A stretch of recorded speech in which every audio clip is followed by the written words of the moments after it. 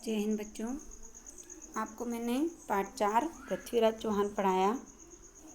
उसमें आपने देखा कि किस प्रकार साहस, वीरता, क्षमादान तथा आत्मसम्मान की हमको प्रेरणा मिलती है।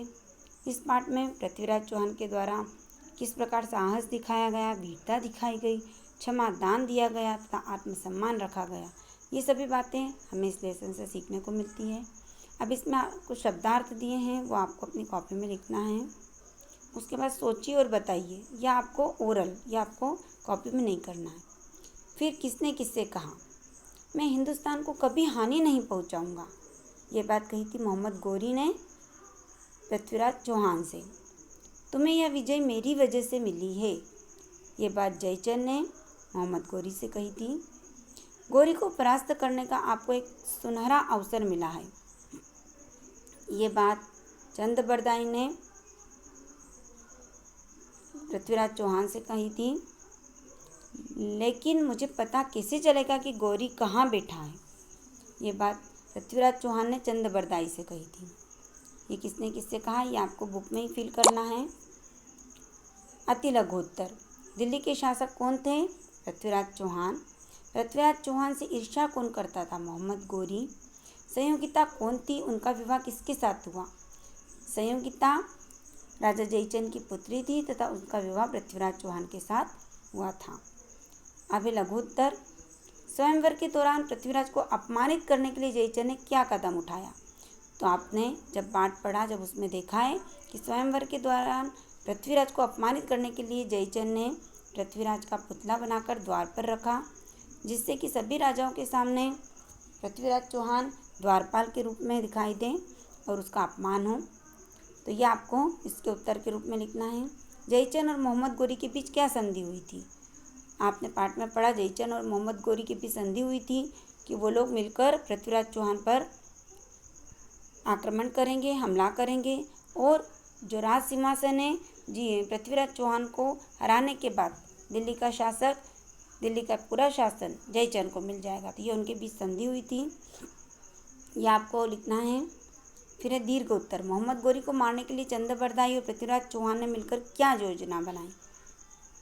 यह आपको लिखना है। मोहम्मद गौरी को मारने के लिए चंद बरदाई और पृथ्वीराज चौहान ने जो मिलकर योजना बनाई थी कि किस प्रकार शब्द भेद धनुर्विद्या के द्वारा वो शब्दों के आधार पर बाण मारेगा और वो बाण जाकर कहाँ लगेंगे? मोहम्मद गौरी को।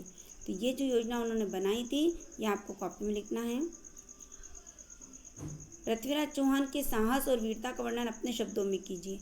आपको पृथ्वीराज चौहान में किस प्रकार का साहस दिखाई दिया, क्या क्या वीरता थी, उन्होंने कौन कौन से कार्य किए जिनसे पता चलता है कि बहुत साहसी व्यक्ति थे।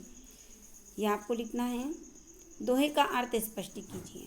यह आप कॉपी में नहीं भी करेंगे तो चलेगा। 4 बास 24 गज, अंगुल अष्ट प्रमाण, ता ऊपर सुल्तान है, मत चूके चौहान, मत चूके चौहान। यहाँ पर दोहे के द्वारा उन्होंने स्पष्ट किया है कि राजा कहाँ पर जाकर बैठा है, कितनी दूरी पर बैठा है, कितनी ऊंचाई पर बैठा है। तो ये बात उन्होंने इसमें 4 बास 24 गज, अंगुल अष्ट प्रमाण, यह इस दोहे के द्वारा उन्होंने बताई है। इतना आपको कॉपी में करना है। अति लघुत्तर, लघुत्तर और दीर्घोत्तर। अब अगला है सर्वनाम की पहचान, सर्वनाम के भेद, तत्सम, तद्भव और मुहावरे। यहाँ पर दिया हुआ है, दिए गए रंगीन सर्वनाम शब्दों का प्रयोग किसके लिए हुआ है, ये आपको बताना है। ये आपको कॉपी में बुक में ही फिल करना है। पृथ्वीराज चौहान बोले, मोहम्मद गौरी तुमने ठीक सुना है। ये बात उन्होंने गौरी के लिए कही थी। पृथ्वीराज की ख्याति देखकर राजा जयचंद उनसे ईर्ष्या करते थे। ये बात चौहान से कही गई थी। जयचंद बोले, गौरी हमने अपना वचन निभाया। यहाँ पर यह बात जयचंद को कही गई थी। गौरी तुम्हें यह विजय मेरी वजह से मिली है। ये बात गौरी के लिए कही गई थी। पृथ्वीराज मैं तुमको हुक्म देता हूँ। ये बात पृथ्वीराज के लिए कही गई थी। पृथ्वीराज मैं तुमको हुक्म देता हूँ। किसके लिए हुआ है तो ये आपको बताना है। अब अगला सर्वनाम के भेद। आपको पता है संज्ञा के स्थान पर प्रयोग होने वाले शब्दों को हम सर्वनाम कहते हैं। यहाँ पर सर्वनाम के भेद बताएं। पुरुषवाचक सर्वनाम, इसमें मैं, तुम, उन्हें आदि आता है। दूसरा निश्चयवाचक वह, यह, वे, ये आदि। तीसरा अनिश्चयवाचक कुछ, कोई आदि। वाचक सर्वनाम कौन, क्या, किसको आदि। संबंधवाचक जो, वो, जहाँ, वहाँ आदि। और लास्ट है निजवाचक सर्वनाम, अपने आप, स्वयं आदि। ये आपको सर्वनाम के भेद कॉपी में लिखना है और ये बुक में फिल करना है। रेखांकित सर्वनाम शब्दों के उचित भेद में निशान लगाइए। ये निशान आपको बुक में ही लगाना है। जैसे उनके चेहरे पर खुशी झलक रही थी, यहाँ पर उनके शब्द पुरुषवाचक सर्वनाम है या संबंधवाचक, तो ये पुरुषवाचक सर्वनाम है। हमारी मदद के लिए कौन आएगा, यहाँ पे कौन शब्द, ये निजवाचक सर्वनाम है प्रश्नवाचक, ये प्रश्नवाचक सर्वनाम है। जो सिंहासन पर बैठा है वो सुल्तान है, ये प्रश्नवाचक सर्वनाम है संबंधवाचक, ये संबंधवाचक सर्वनाम है जो, वो। चंद बरदाई स्वयं गजनी पहुँच गए, यहाँ पर स्वयं शब्द उपयोग हुआ है इसलिए निजवाचक सर्वनाम है।